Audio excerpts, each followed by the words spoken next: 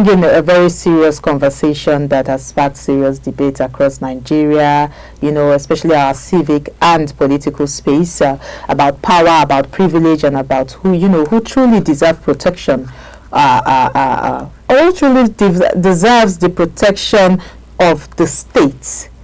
And a viral video has reignited this debate about Nobel Laureate Professor Wole Soyinka publicly questioning what he describes as an excessive security escort attached to the president's son, Seyi Tinubu. According to Soyinka, the scale of the production raised troubling questions about fairness, about priorities, about the use of public security resources at a time when insecurity remains a daily reality for millions of Nigeria. So let's look at this video and hear what he has to say. Let's hear from the horse's mouth, so we can get a full perspective or glimpse of.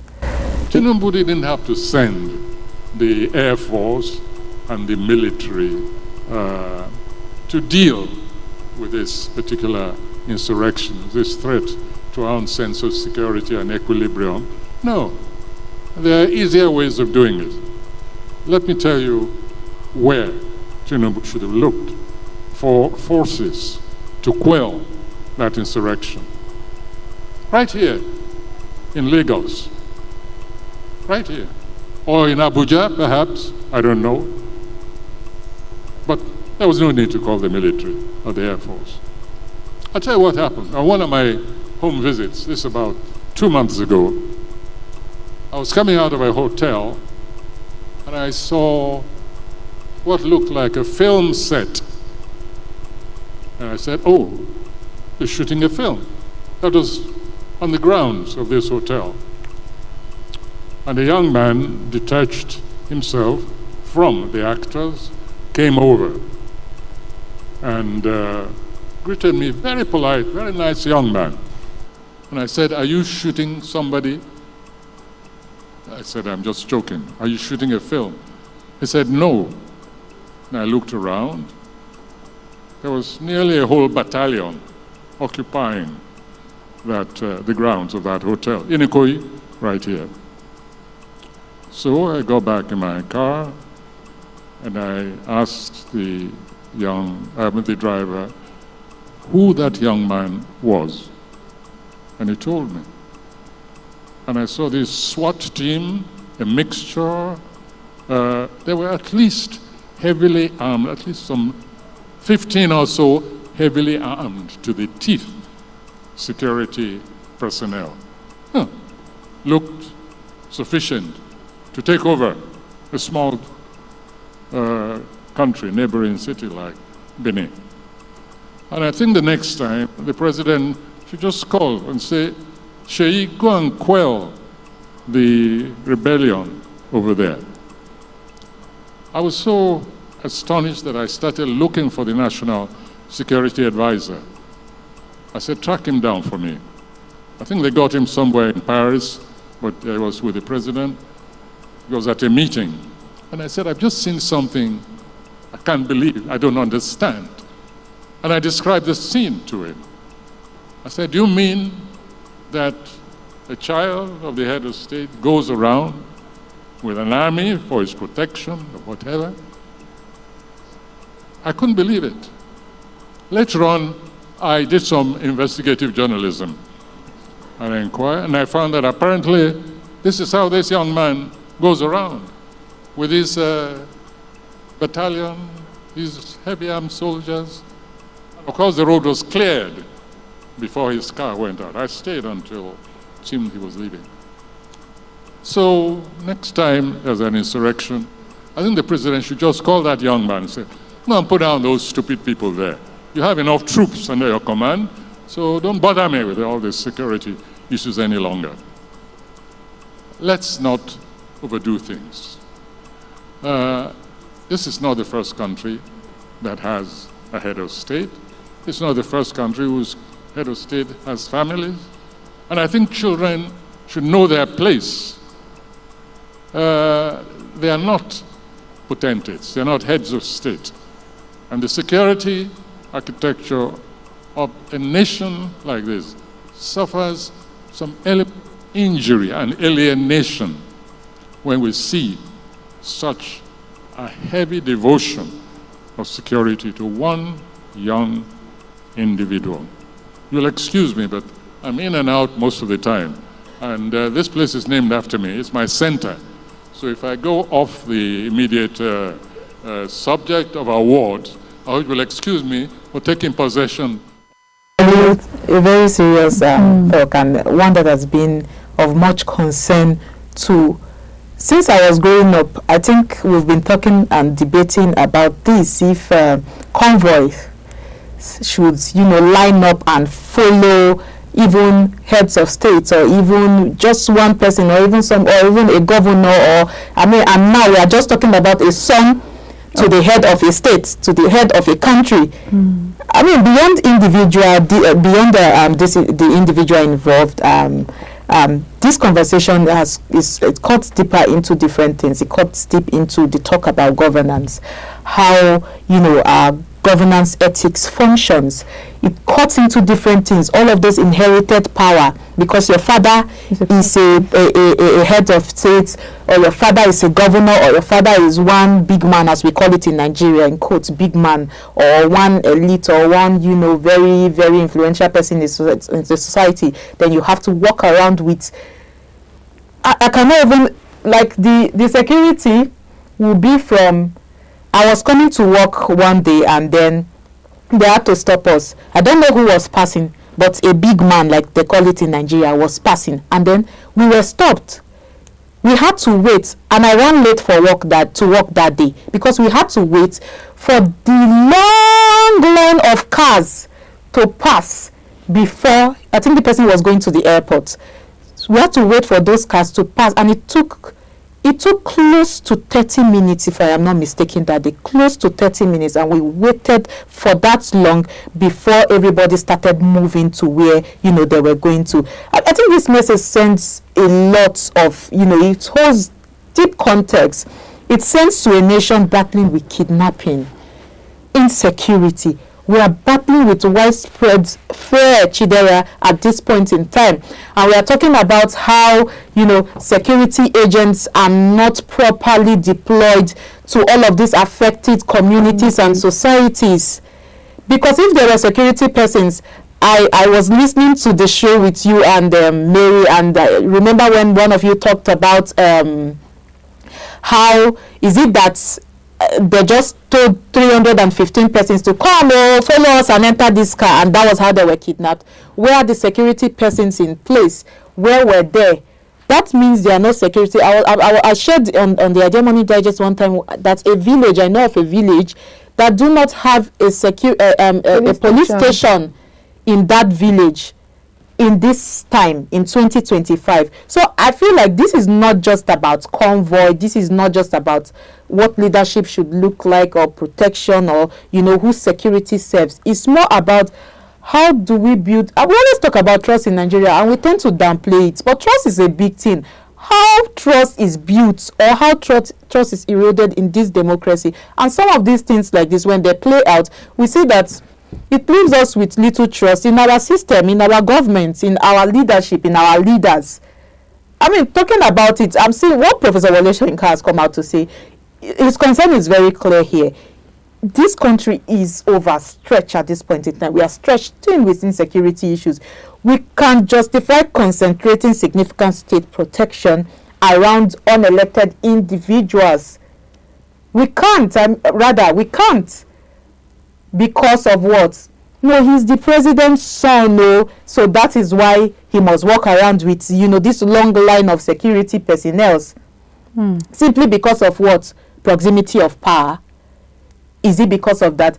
This is the son of the same president that came out and withdrew VIPs from withdrew security agents, police especially, from VIPs, and said instead the NSCDC should go instead, and then they should go for retraining, and all of these police people should be deployed, up to 11,000 if I'm not mistaken, should be deployed to different communities. So his son is not included in this case. Is that what we are saying? Prof has come out to say, Professor Wole Soyinka have come out to say, he has argued a lot of things, that children of leaders must not inherit architecture of state authority. You are not a president. We can allow that for the president to an extent, even if we are still contesting that. But we cannot allow that for a president's son. What political office do you have? Exactly. You just only have political backings. My father is a. What political office do you hold? I remember when Seyi has been in the news since his father became president.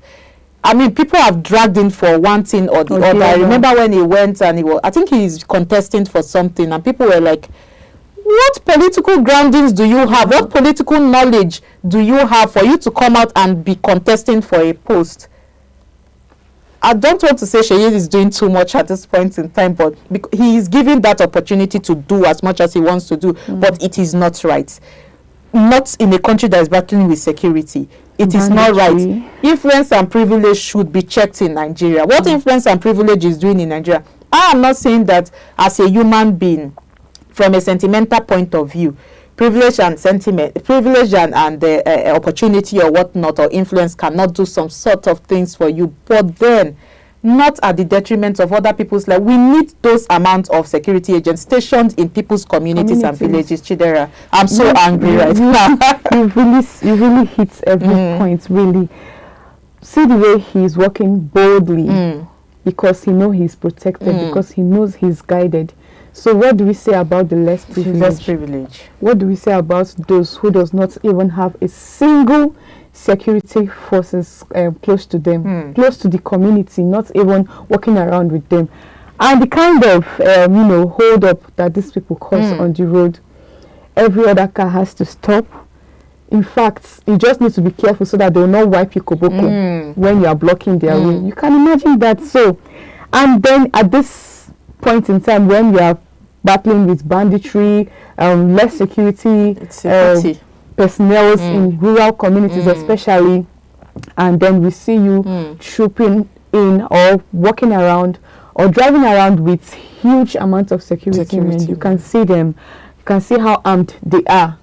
You can see how armed they are. For one person. Imagine. And 315 have been abducted. You definitely walk the other day. He will definitely walk freely without looking at his back because he knows he's covered. So can we now do that for this our community? And I like what Wole Soyinka is saying. He has really, and he's even coming as a warning. Yes, it's coming as a warning. Because I think that's the right way it should come. It should be sent through. It is coming as a warning because what are all those plenty security men for? And then imagine how much those people are being paid just to secure one person. This you have said. I was having a conversation with somebody, and the person told me, I was like, why will security person? I know that Chinatu used to emphasize the fact that policemen used to serve food in parties according to her what she has seen, and I always laugh to that. I was having a conversation with somebody, and the person was telling me how if you are in their place, you would take extra jobs. I mean that it's how do they call this extra work? Side hustle. I started laughing. I was like, no, they should hold so much dignity with their job. I was there advocating for what I don't know. But then the person was like, security, a policeman came out and he was complaining online. Their salaries have not been paid. Their salaries have been unpaid for 3 months. How do you think these people are surviving in 3 months, for the past 3 months, going to the 4th month? If you were left in their place, wouldn't you want to go and do? But this is not to justify what is going on. Yes, yes, what is going on, and justify the fact that dignity should not come with labor. Dignity should come with labor at all costs, especially for security agencies, especially for the police force. I do not in any way support undignified or indignifying the police force. But then, when we look at things like this, we ask so many questions. That's where we begin to ask, does this even reflect responsible governance? Does this? What we are seeing here, it's more like we are normalizing, elite excesses. That's what I'm seeing here. You can imagine. I'm seeing show. There is Mopo, there is this, there is army. Imagine. There is I mean, different levels or different security agencies and agents. Men and women. Men and women.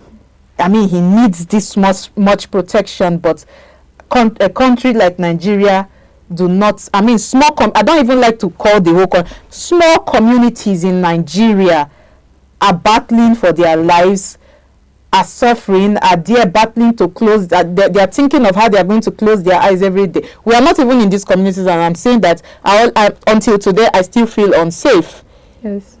Come to talk of people in these communities. So, you know, I mean, when figures like Professor Wole Soyinka that has lived through times in Nigeria, he has lived through different eras in Nigeria, he has seen it all. I mean, God has been so kind to him, still keeping him until this time, comes out to say this much about Nigeria. Nigeria should stop and pause and think, not because he is infallible, but because of what he represents.